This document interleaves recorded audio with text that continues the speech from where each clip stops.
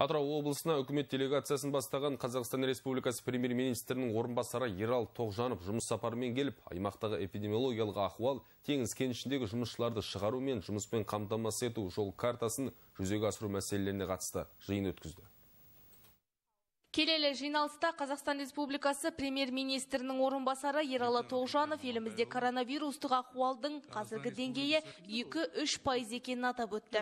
Облыс әкімі Махамбет Досмұхамедовтың сөзінше, аймақтағы эпидемиологиялық жағдай әлі де тұрақты емес. Қазіргі кезде өңірде COVID-19 инфекциясын жұқтырған 458 жағдай тіркелген. Олардың 127-сі емделіп шықты. Ал теңіз кенішінің 384 жұмысшысынан вирус анықталған. Бұл азаматтар 20 жатақханада тұратын 33 мекеменің қызметкерлері. Қазақстан Республикасының денсаулық сақтау министрі Елжан Біртановтың айтуынша, теңіз кенішінде карантиндік талаптар жеткілікті деңгейде сақталмай отыр. Сондықтан ол Теңізшевройл компаниясының мердігер және субмердігер компаниялары басшыларының жауапкершілігін арттыруға шақырды. Қазіргі кезде теңіз кенішінен 17 мың адам өздерінің тұрғылықты мекенжайларына жеткізілді. Біріншіден, жоспар бойынша карантиндік шаралар дұрыс енгізілбейді. Жұмысшылар тұратын жерлері, көбісі коридорный дейді ғой, общежитие, мүмкіндіктер ерекше изоляция тұруға мүмкіндіктер жоқ. Тамақтандыру орындарды соған сәйкес, енді жұмыста да, демалыста да бір-біріне араласатын болғаннан кейін тоқтату өте қиын. Подрядный, субподрядный ұйымдардың басшылары, олардың жауапкершілігі, жетіспеушілігі көрініп тұр.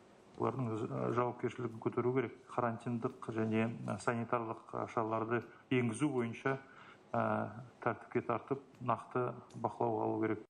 Сондай-ақ жиында жұмыспен қамту жол картасы 2020 бағдарламасын өңірде жүзеге асыру барысы да қаралды.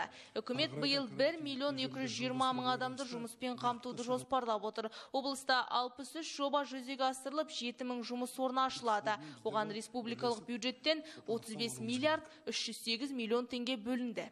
Қазақстан бойынша бүгінгі деңгей 2-3%-ке шейін келіп отыр. Енді кезінде 30%, 50%-ке шейін көтерілген кезеңдер болды.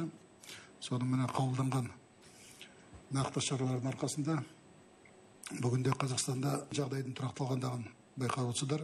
Карантиндік режимнің әлі де сақталатын туралы бүкіл ел хабардар. Ең үлкен өндіріс орындары осы Атырау облысында қалыптасқан. Сондықтан ары қарай да карантиндік режимді жалғастыруға байланысты нақты шараларды бүгін сіздермен біздер болып бірлесіп анықтап алуымыз керек. Жиынды қорытындылаған Қазақстан Республикасы премьер-министрінің орынбасары Ералы Тоғжанов эпидемиологиялық ахуалды бақылауда ұстауға және жұмыспен қамту жол картасы 2020 бағдарламасын тиімді жүзеге асыру мен жұмыспен қамтамасыз етуге қатысты бірқатар тапсырмалар берді. Қымбат Дайырқызы, Атырау телеарнасы.